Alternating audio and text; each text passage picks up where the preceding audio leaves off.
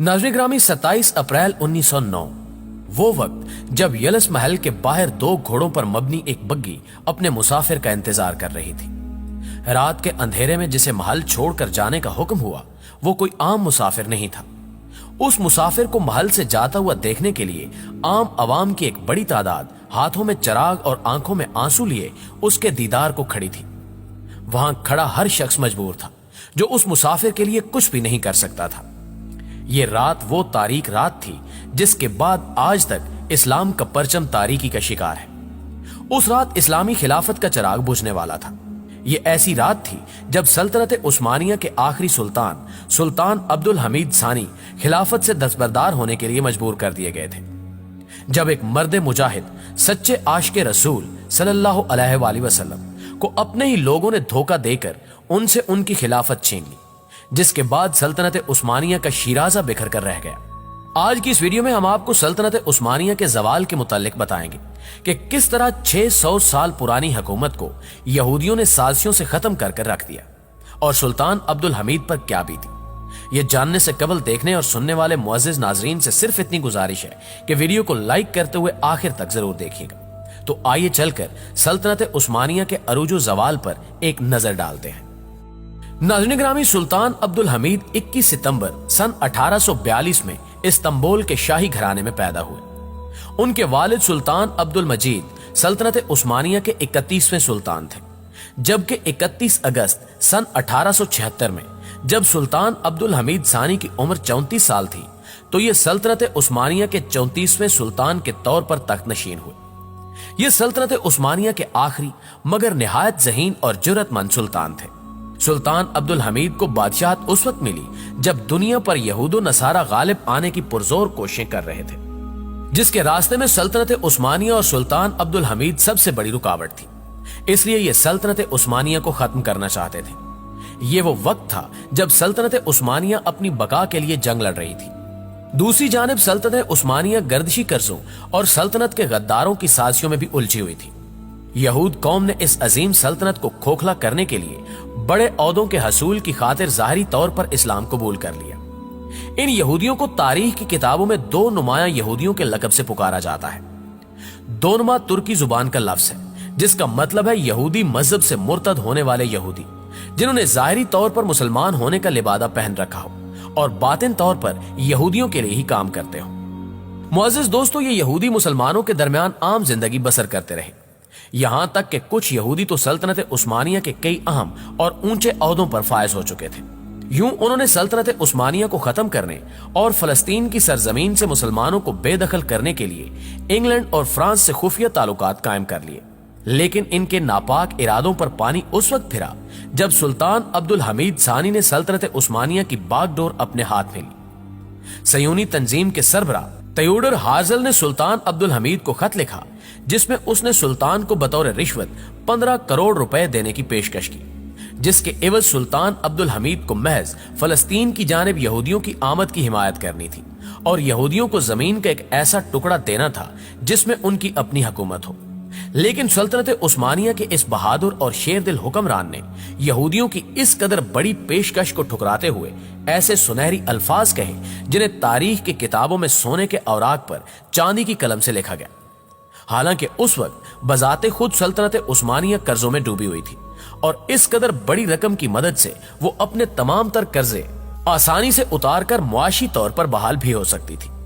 लेकिन इस बात की फिक्र किए बगैर उस मर्द मुजाहिद ने यहूदियों के सरबराह को खत लिखा कि मैं जनाब हर्जल को नसीहत करता हूं कि वो आइंदा कभी भी इस चीज के मुतालिक ना सोचे कि मैं इनकी हिमायत करूंगा, क्योंकि फलस्तीन मेरी मिल्कियत नहीं है। इसलिए मैं इस सरजमीन का एक टुकड़ा तक फरोख्त नहीं कर सकता, क्योंकि फलस्तीन दुनिया के तमाम मुसलमानों की मिल्कियत है। मेरे आबाओ अजदाद ने इस जमीन के हसूल के लिए हजारों साल जिहाद किया और लाखों मुसलमानों ने अपनी शहादत का नजराना देकर इस जमीन को हासिल किया है। इन शहीदों का खून आज भी इस मिट्टी में शामिल है, जिसकी गवाही मैं और मेरी आवाम देती है। इसलिए मेरी जानिब से मैं यहूदियों को नसीहत करता हूं कि वो अपनी दौलत अपने पास महफूज रखें। अगर सल्तनत उस्मानिया का शिराजा बिखर गया तो तुम फलस्तीन को बगैर कीमत अदा किए ले सकते हो, वगरना जब तक मेरे जिस्म में आखिरी सांस तक मौजूद है तब तक मैं खुदा ताला की कसम खाकर कहता हूं کہ تلوار کے ساتھ میرے بدن کے ہر حصے کو کاٹنا آسان ہے بجائے اس کے کہ تم لوگ مجھ سے فلسطین حاصل کر سکو۔ ناظرین گرامی، سلطان عبدالحمید کی جانب سے یہ جواب سن کر یہودی غصے سے پاگل ہو گئے اور انہوں نے عہد کر لیا کہ مسلمانوں کے اس عظیم لیڈر کو تخت سے اتار کر ہی دم لیں گے۔ چنانچہ یہودیوں نے سب سے پہلے ترکی کے ان افراد کو اپنے ساتھ ملایا جو تھے تو مسلمان ہی مگر وہ سلطان عبدالحمید سے بغض رکھتے تھے۔ یہودیوں نے ان غداروں کی مدد سے ترکی میں ایک عظیم سیکولر تنظیم کی بنیاد رکھی جس کی مدد سے سیکولرزم اور قوم پرستی کو ہوا دی گئی۔ اس جماعت نے سن 1909 میں سلطان عبدالحمید ثانی کے خلاف ہزاروں سازشیں رچاتے ہوئے عوام کو ان کے خلاف کھڑا کر دیا، جس وجہ سے سلطان عبدالحمید جیسے عظیم عاشق رسول صلی اللہ علیہ وآلہ وسلم کو تخت سے دستبردار ہونا پڑا، جس کے بعد انہیں سلانیک شہر میں نظر بند کر دیا گیا۔ یہ وہی شہر تھا جہاں عثمانی خلفاء نے یوں سے نکالے گئے یہودیوں کی مہمان نوازی کرتے ہوئے انہیں رہنے کے لیے جگہ اور کھانے کے لیے کھانا مہیا کیا تھا۔ لیکن سلطان عبدالحمید ثانی نے اپنی وفات سے پہلے ایک خط میں اس سازش کو بھی بے نقاب کر دیا۔ انہوں نے اس خط میں لکھا کہ میں اپنا یہ خط محمود آفندی ابو الشمات کی خدمت میں پیش کرتا ہوں، ان کے ہاتھوں کو بوسہ دیتے ہوئے نیک دعاؤں کا منتظر ہوں۔ آج میں آپ کی نظر میں ایک اہم مقدمہ پیش کر رہا ہوں تاکہ یہ آنے والی نسلوں کے لیے پیغام رہے۔ انہوں نے لکھا کہ سلطنت عثمانیہ کے تخت سے مجھے ہٹانے کے پیچھے جمعیت اتحاد یعنی طاقتور ترک سرداروں کی سازش تھی جس نے مجھے خلافت چھوڑنے پر مجبور کر دیا۔ انہوں نے مجھ سے شدت کے ساتھ مطالبہ کیا کہ میں فلسطین کو ان کے حوالے کر دوں، اور جب میں نے ان کی بات نہ مانی تو انہوں نے میرے خلاف سازشیں کرنا شروع کر دی، یہاں تک کہ انہوں نے مجھے 15 کروڑ روپے بطور رشوت دینے کی کوشش بھی کی، مگر میں نے ان کی پیشکش کو رد کرتے ہوئے یہ کہا کہ اگر تم مجھے فلسطین کے ہر ذرے کی مقدار کے برابر بھی سونا بچھا کر دے دو، میں تب بھی فلسطین کو یہودیوں کے حوالے نہیں کروں گا۔ میں نے 30 سال سے زائد عرصے تک امت مسلمہ کی خدمت میں اپنے آباء و اجداد کے نامہ اعمال کو سیاہ نہیں کر سکتا، اس لیے میرے لیے تمہاری اس پیشکش کو قبول کرنا ممکن نہیں۔ میرے اس جواب پر یہودیوں نے مجھے سلطنت سے جدا کرنے پر زور دینا شروع کر دیا، اور آج وہ اپنے اس مقصد میں کامیاب بھی ہو چکے ہیں۔ انہوں نے مجھے پیغام بھیجا کہ وہ مجھے سلانیک شہر بھیج رہے ہیں، اور ان کے فیصلے کو نہ چاہتے ہوئے بھی مجھے قبول کرنا پڑا۔ پیارے دوستو، یہاں ہم آپ کو بتاتے چلیں کہ اگر سلطان عبدالحمید اس وقت خلافت چھوڑنے کا فیصلہ نہ کرتے تو انہیں خوف تھا کہ ان کے اس فیصلے پر سلطنت میں قتل عام شروع ہو سکتا ہے، جس میں معصوم افراد کی جان جانے کا خطرہ تھا۔ لہٰذا انہوں نے لاکھوں معصوم جانوں کے سر سے اپنے تخت کو وار کر پھینک دیا۔ اس کے علاوہ اگر سلطان عبدالحمید ان کی بات نہ بھی مانتے تو اس وقت یہودی اس قدر طاقتور ہو چکے تھے کہ وہ سلطان کو زبردستی محل سے باہر نکال سکتے تھے۔ سلطان عبدالحمید اپنے ہاتھ میں ایک عدد چھڑی اور چھوٹا بیگ پکڑے ہوئے رات کی تاریکی میں محل سے باہر نکلے۔ ان کے ساتھ 2 خواتین بھی تھیں۔ سلطان کا چھوٹا صاحبزادہ ان تمام تر حالات سے بے خبر اپنی والدہ کی گود میں سو رہا تھا۔ یہ سب افراد اس بگی میں آ کر بیٹھ گئے۔ رات کی تاریکی میں اس سلطان کی بگی چل پڑی۔ وہ جگہ جہاں اس عظیم مجاہد نے 30 سال حکومت کی تھی، ان کو الوداع کہنے کے لیے ان کے چاہنے والوں کا ہجوم تھا۔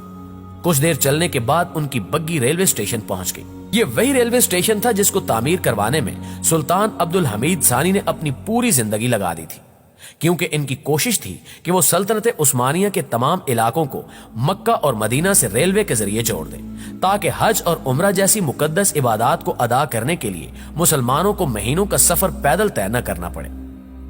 عشق مصطفیٰ صلی اللہ علیہ وآلہ وسلم کی شمع کو دل میں جلائے سلطنت عثمانیہ کے آخری سلطان عبدالحمید ثانی نے جب جرمنی کے ساتھ اس ریلوے ٹریک کا معاہدہ کیا تو انہوں نے یہ شرط رکھی کہ جب مزدور مدینہ منورہ سے 20 کلومیٹر دور رہ جائیں گے تو یہ اپنے ہتھوڑوں پر کپڑا باندھ لیں گے، تاکہ ہمارے تاجدار مدینہ صلی اللہ علیہ وآلہ وسلم کے شہر میں شور کی آوازیں نہ گونجیں، اور نہ ہی اس مبارک جگہ پر عبادت کرنے والے افراد کو ان آوازوں سے پریشانی ہو۔